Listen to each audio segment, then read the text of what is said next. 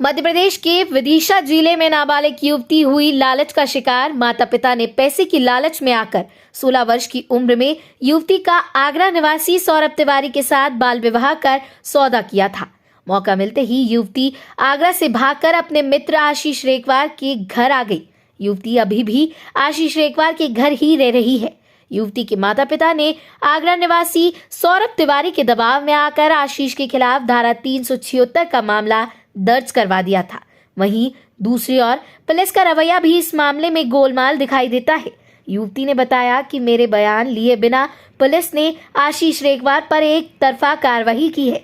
इस प्रकरण में महिला ऊर्जा देशक प्रभारी प्रतिभा सिंह की मिलीभगत नजर आ रही है।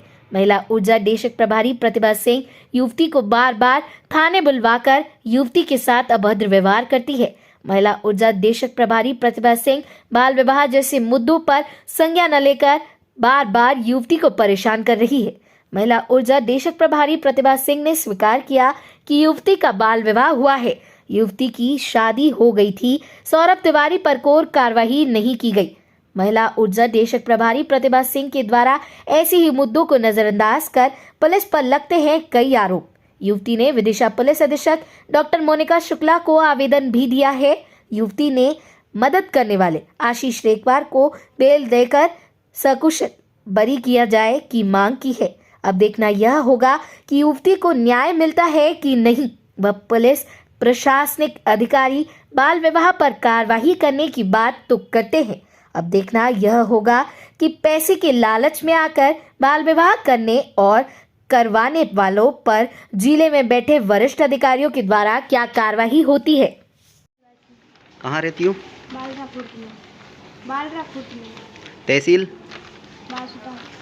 क्या हो गया था जो एसपी ऑफिस आई थी तुम? सर मेरे मम्मी पापा ने मुझे ना आगरा में भेज दिया था सौरभ तिवारी को। मेरे मौसी और पापा मम्मी दोनों शामिल हैं। तो मैंने इस आशीष के साथ में आ गई थी। तो इनने रिपोर्ट की और कोई मेरे बयान नहीं लिखे गए। और जो मैंने बयान दिए तब भी लड़का जेल गया। और मैंने मैडम जी तक बोला कि इन लोगों ने मुझे भेज दिया है, तब भी मेरी कोई सुनवाई नहीं हुई, ना कोर्ट में ना थाने में। और पापा मम्मी मुझे उसके पास ज़बरदस्ती भेज रहे हैं। कैसे भेज दिया उसको? भाई ये लड़के को लेके आ गए। उसकी मदद करी? हाँ, लड़के की मदद करी, उसको यहाँ लेके आए, उसी को जेल भेज दिया? उसी को जेल भेज दो। अच्छा, आपने थाने में वगैरह में? थाने में हमें मौके नहीं मिल पावा, लग जेल ले गए। अच्छा, और जेल भेजा हुआ है। अच्छा, ये लड़की अपनी मर्जी से रह रही है जबरदस्ती? अपनी मर्जी से, हमारे कोई इससे मतलब वो नहीं है। अच्छा, अपनी मर्जी से ही। अच्छा, कोई कुछ कह रहा है क्या ये यहाँ रह रही है लड़की? भाई दबाव कहीं से आ रहा है? मैडम ही परेशान करती है हमें। कहाँ की मैडम है? कौन से थाने की मैडम है वो? जब थाने की है अपनी यूनिवर्सिटी वाली। क्या अच्छा। कहते हैं मैडम? कहती आप क्यों रख रहे हो? अच्छा, तो आपने बताया नहीं कि अपनी बताया मर्जी से हमने रखी? कि अपनी मर्जी से रह रही, कोई जिम्मेदारी नहीं है। इसके भाई जब आपका भेजो तो मैं की भापा जा नहीं रही। अब जाके जिम्मेदारी आप लो तो आप रख लो। सही कहा। मेरी कोई जिम्मेदारी नहीं है, मैं कहाँ से रखूँगा? अब बढ़ना मैं भगा सकूँगा। बयान उपा हो जाए, मर गल जाए तो कौन जिम्मेदार है? अब बढ़े रही है तो अब मैं कहाँ भगा दूँ? ठीक है जी। मैम, शुभ नाम क्या है आपका? ऐसे प्रतिभा सिंह। जी, आशीष रेकवार पर क्या कार्रवाई की गई थी और किसके द्वारा की गई थी? आशीष रेकवार एक नाबालिग लड़की को भगा कर ले गया था और करीबन 2 महीने रखा और शायद अगस्त में ले गया था। और फिर उसे हमने अक्टूबर में हमने उसे दस्तयाब किया। उसके स्टेटमेंट लिए तो उसने बताया कि वो उसे काफ़ी समय से पसंद करती थी, लेकिन उसकी शादी कहीं और हो गई थी। तो फिर वो अपने मायके आई हुई थी, तो आशीष उसे बहला फुसला कर ले गया कि चलो हम शादी कर लेंगे। तो 2 महीने तक उसे इंदौर में रखा, वहाँ से वो दस्तयाब हुई थी। फिर उसके बाद उसमें 363 की FIR पहले ही हो गई थी हमारे यहाँ।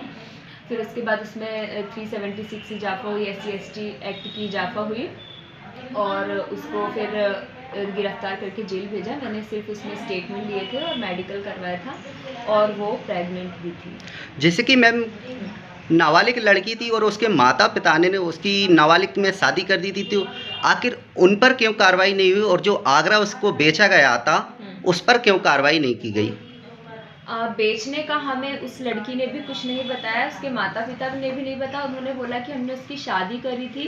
अब क्योंकि पहले हमारे पास इसकी कोई सूचना ही नहीं आई कि उसकी ज़बरदस्ती शादी कर दी या जैसा भी है। अगर पहले आती तो वो उस पर कार्रवाई करते, लेकिन क्योंकि लड़की 17 साल की है और माता पिता का जहाँ तक है उसमें अधिकार है, उन्होंने शादी कर दी तो ठीक है। बहुत सारे लोग हैं जिनकी शादी जल्दी हो जाती है। लेकिन नाबालिग लड़की की कैसे संभव हो सकती है शादी? आप बोल रही हैं कि नाबालिग लड़की की शादी संभव है।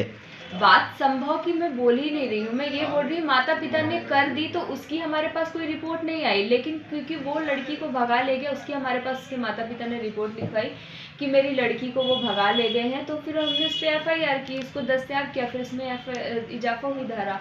अगर उसकी हमारे पास कोई शिकायत करता कि इनने अपनी नाबालिग लड़की की शादी कर दी है, ये कर दी, तो उसमें कार्रवाई करते फिर उसकी। लड़की का कहना है कि मेरी 16 साल में मेरे माता पिता ने मुझको 1 लाख रुपए में आगरा में बेच दिया था सौरभ तिवारी को, और सौरभ तिवारी पर कोई कार्रवाई नहीं की गई। और दूसरी बात कि आशीष रेकवार पर कार्रवाई की गई है।